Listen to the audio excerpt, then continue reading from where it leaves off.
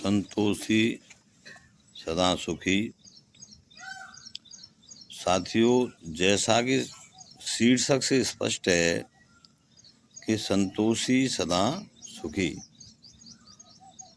कहा भी है कि मन के हारे हार है और मन के जीते जीत।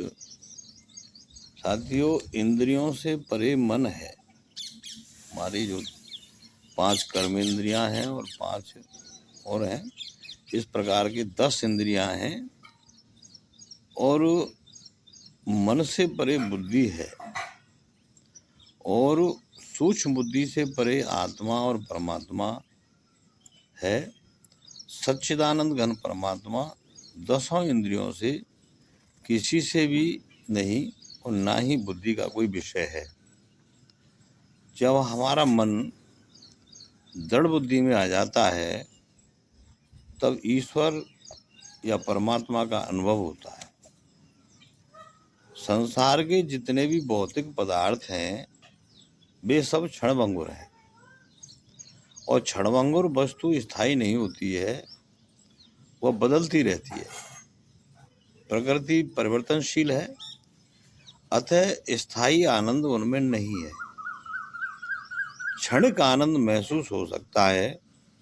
जितने भी जलचर, थलचर, नवचर जीव हैं उनमें एक से एक सुंदर, एक से एक वैभवशाली और असीमित जन्मों से चले आ रहे हैं। असंख्य जन्मों से तमाम तरह के मॉडल चले आ रहे हैं। प्रभु ने इतने सुंदर सुंदर मॉडल बनाए हैं हर वस्तु के। पेड़ों में ले लो, पानी में ले लो, आकाश में ले लो, सपने में ले लो, साकार में ले लो। एक उदाहरण है कि एक सुंदर लड़का या लड़की जिससे हम प्यार करें और समय पाकर के धीरे धीरे वो लड़का या लड़की जवानी से वृद्धावस्था को जाते हैं, बुढ़े हो जाते हैं।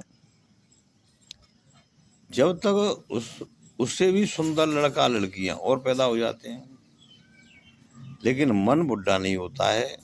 कहेगा कि उसे और सुंदर लड़का लड़की चाहिए। मन कभी भी संतुष्ट नहीं होता है। ऐसे ही भौतिक पदार्थों की चाहना करता रहेगा, लेकिन मन संतुष्ट नहीं होगा। मन एक प्रकार से जिंदा है, जिंद का काम करता है। जैसे भूत और जिंद होते हैं, सुना है हमने। इससे एक काम की कहो, इसे करके दूसरा और काम चाहिए। ये संतुष्ट होता ही नहीं है, तुरंत दूसरा काम चाहिए।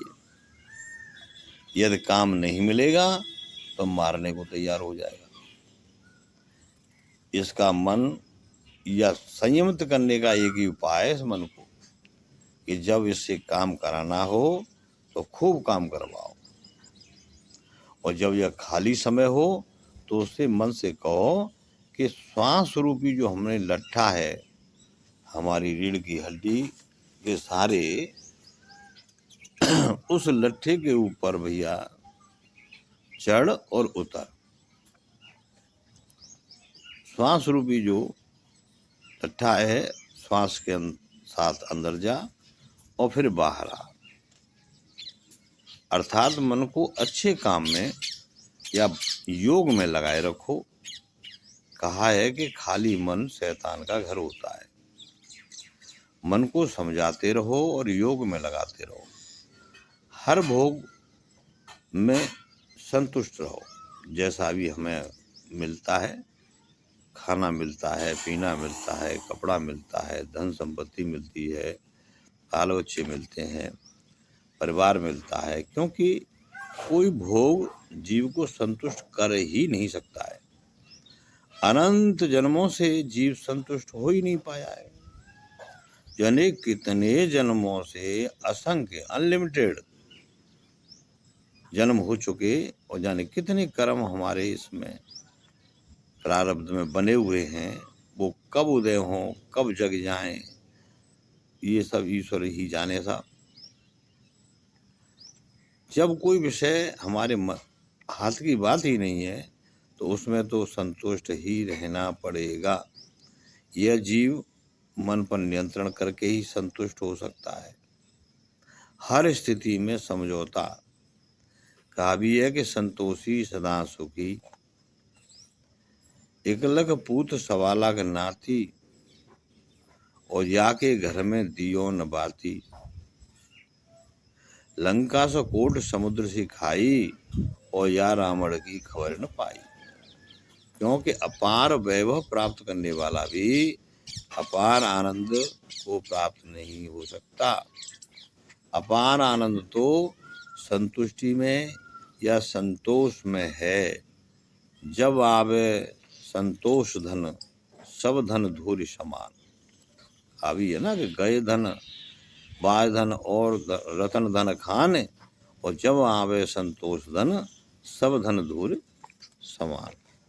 इसलिए अपने मन को भैया संतुष्ट रखो, हर स्थिति में संतुष्टि की ओर जाए।